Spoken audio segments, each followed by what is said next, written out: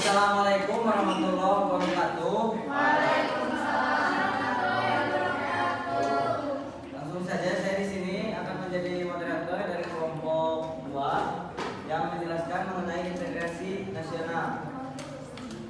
Untuk perkenalan dengan perkenalan dengan materinya. Yang pertama ialah langsung materi.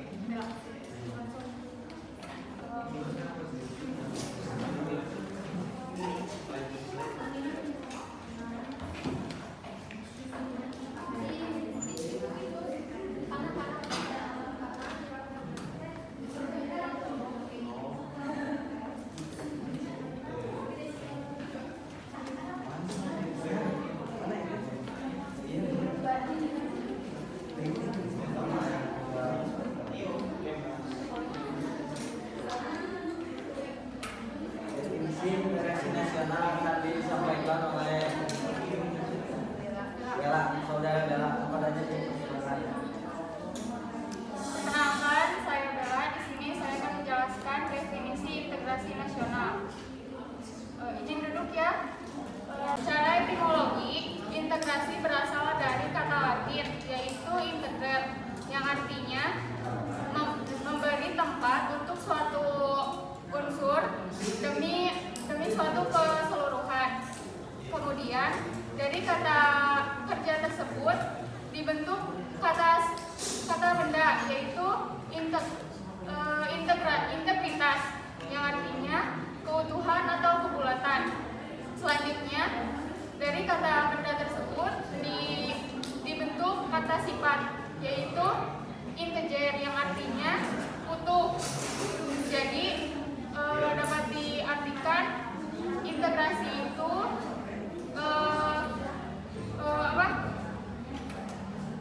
suatu kesatuan yang bulat dan utuh. Jadi jika ditarik kesimpulannya, integrasi nasional yaitu proses persatuan wilayah di suatu negara yang mana di dalamnya terdapat perbedaan, baik perbedaan dalam bahasa, budaya, suku, ras, atau perbedaan yang lainnya. Sekian dari saya, terima kasih. Untuk yang selanjutnya mengenai macam-macam integrasi nasional akan disampaikan oleh negara Indonesia.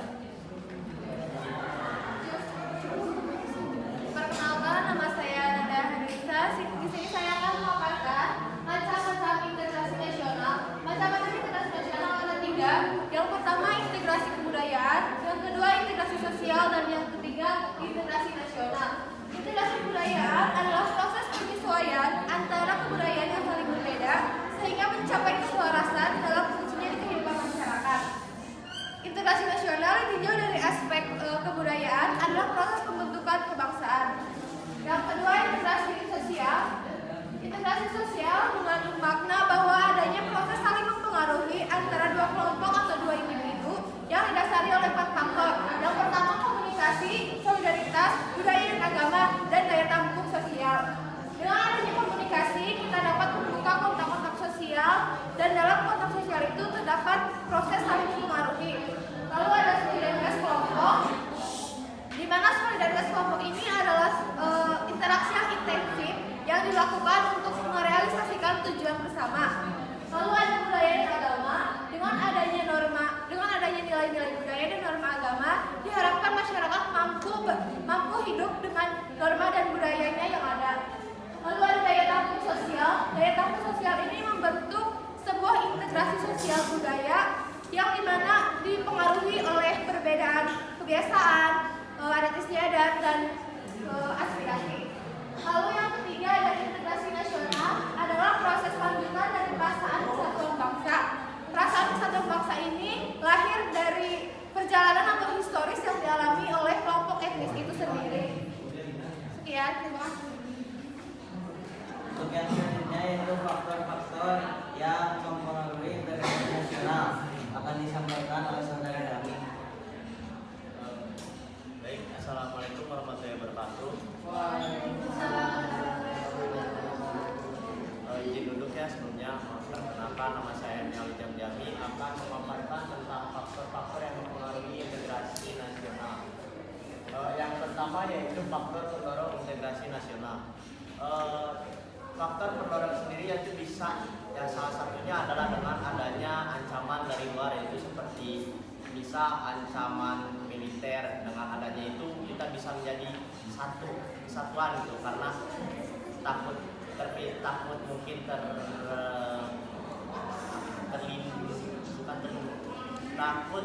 tertindas oleh negara lain atau apalah. Yang kedua yaitu adanya toleransi antar agama. Dengan adanya toleransi antar agama ini bisa membuat integritas nasional makin erat. Yang selanjutnya yaitu faktor pendukung integritas nasional. Faktor pendukung sendiri yaitu misal tadi adanya perang didukung dengan adanya alutsista atau dengan masyarakatnya yang ingin berjuang untuk mempertahankan Indonesia. Yang ketiga yaitu faktor penghambat integritas nasional. Integrasi nasional. Yang salah satunya adalah kurangnya toleransi antar suku atau antar agama, karena dengan adanya tidak toleransi itu membuat perpisahan antar misal suku Sunda dan suku Jawa akhirnya menyebabkan adanya perang saudara. Mungkin cukup sekian dari faktor-faktor yang mempengaruhi integrasi nasional. Terima kasih. Untuk yang selanjutnya, itu pentingnya integrasi nasional akan disampaikan oleh Saudara Ajeng kepada Juri Presiden. Integrasi nasional adalah salah satu cara untuk menyatukan berbagai macam perbedaan.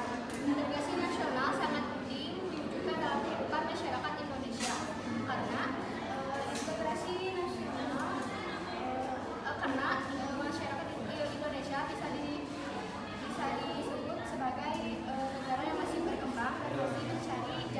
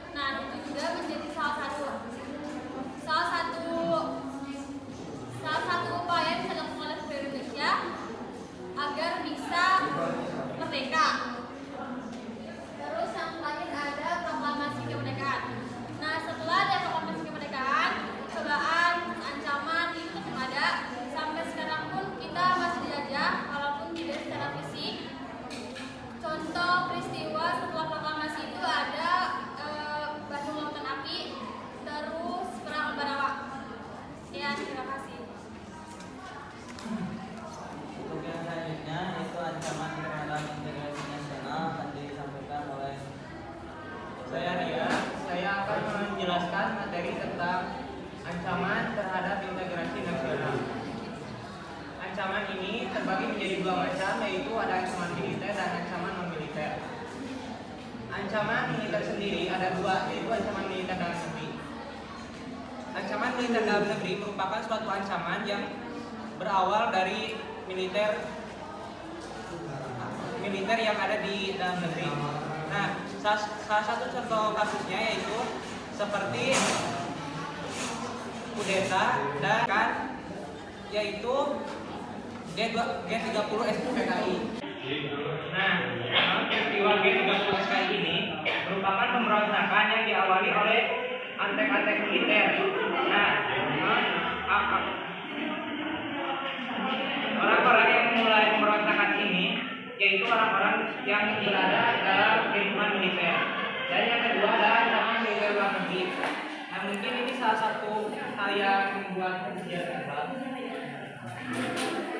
Nah, ancaman militer dalam negeri luar negeri ini meliputi penjajahan dan agresi militer. Nah, Indonesia sendiri pernah dijajah selama 350 tahun, yaitu oleh Belanda dan 3 tahun oleh negara Jepang. Yang kedua ancaman non militer. Yang pertama ancaman berdimensi ideologis. Sebagaimana kita tahu, Indonesia sendiri memiliki ideologi, yaitu ideologi Pancasila. Namun di tahun-tahun sebelumnya Indonesia pernah mengalami masalah, yaitu Indonesia pernah ideologi negaranya ingin diubah. Yang pertama ideologi Indonesia ingin diubah menjadi ideologi Islam, dan yang kedua ideologi Indonesia ingin diubah menjadi ideologi komunisme yang dilatar belakangi oleh PKI. Dan yang kedua itu ancaman berdimensi politik. Nah, umumnya ancaman ini berada dalam ruang lingkup pemerintahan, yaitu bisa kita kenal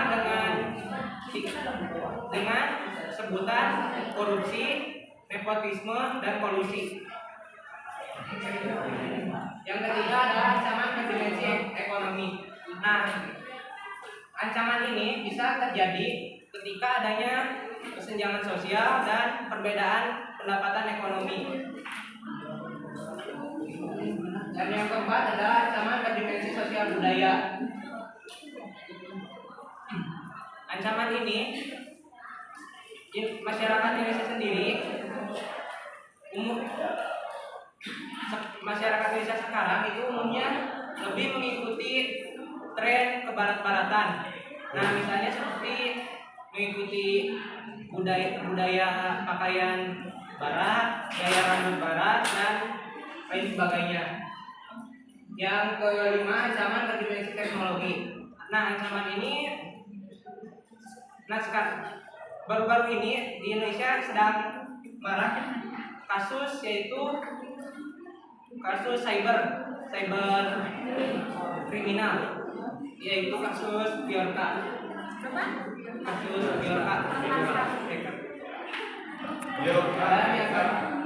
Dan yang keenam adalah ancaman berdimensi keselamatan. Ancaman ini berlingkup pada bencana alam. Seperti yang kita tahu, Indonesia sendiri berada dalam lingkup wilayah yang memungkinkan untuk seringnya terjadi bencana alam, karena Indonesia sendiri dilempet oleh 2 lempeng dunia, yaitu lempeng Indo-Australia dan Eurasia. Sekian.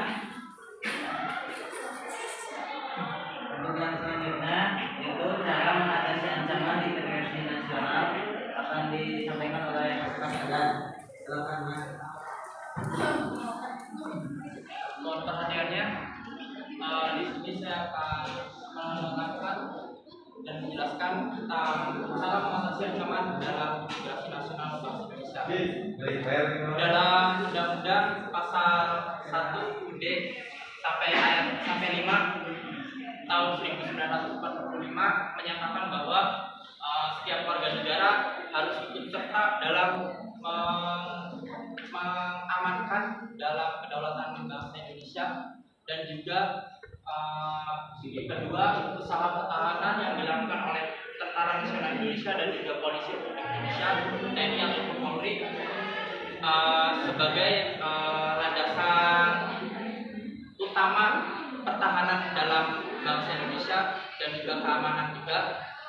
Terus selanjutnya TNI juga dibagi, ada TNI Angkatan Udara, Angkatan Laut, dan Angkatan Darat.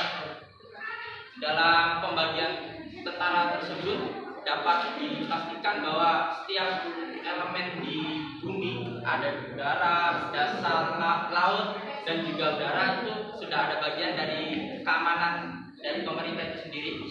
Selain itu juga rakyat ikut serta dalam mempertahankan bangsa Indonesia dengan cara sebagai pendukung untuk mempertahankan bangsa Indonesia. Cukup sekian, terima kasih.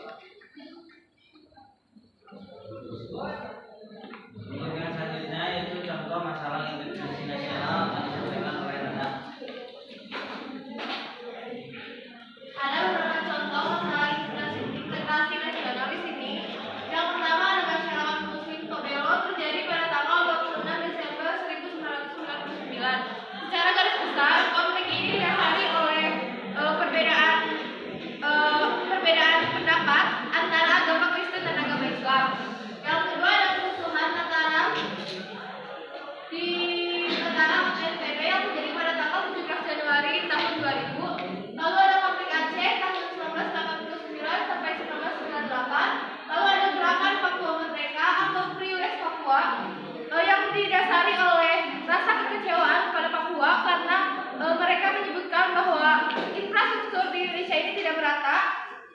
Lalu selanjutnya ada konflik etnis Tionghoa dan pribumi pada tahun 1998, dan yang terakhir ada kerusuhan Kupang pada tanggal 30 November 1998. Terima kasih.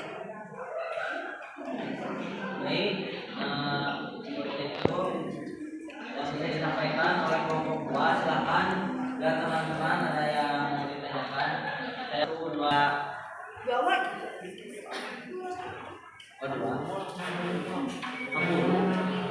Izin ya. Yang pertama adalah silakan bukan adalah. Emang Izin bertanya perihal masalah integritas. Kan ada faktor pendorong dan faktor penghambat ya. Perlu kita ketahui bahwa di Indonesia bahkan di dunia itu kan ada sekte. Tahu sekte? Nah, sekte.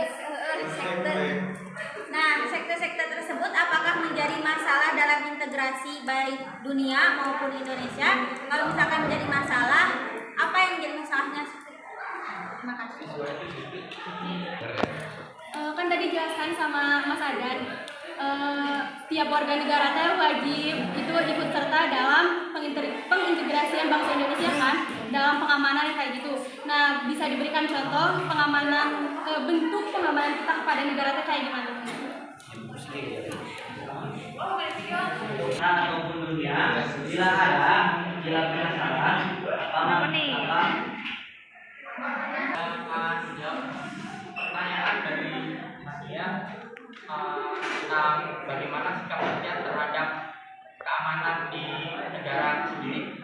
Contohnya itu seperti kita ikut dalam melaksanakan bela negara, itu kita secara tidak langsung itu bentuk upaya kita sebagai rakyat Indonesia untuk menjaga keamanan terhadap kebutuhan bangsa negara Indonesia.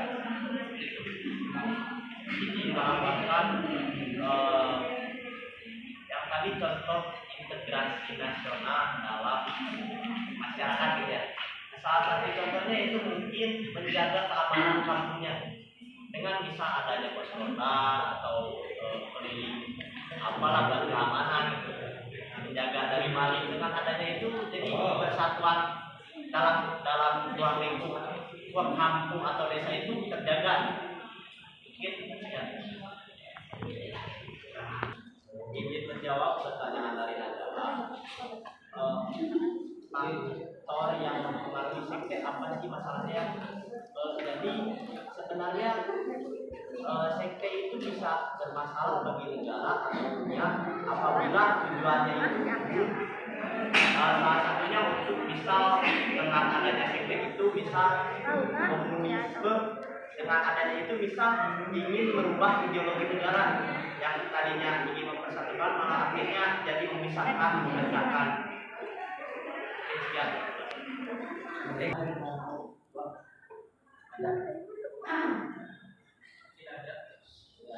Bagaimana Anjala? Tonton video. Terima kasih kepada Terima kasih kepada kelompok 2 yang telah menyampaikan gagasan, menyampaikan materi tentang integrasi nasional. Terima kasih juga kepada teman-teman audiens yang telah mendengarkan dengan baik dan ikut berpartisipasi dalam kegiatan pematerian ini. Terima kasih. Mari kita tutup dengan bacaan doa bersama.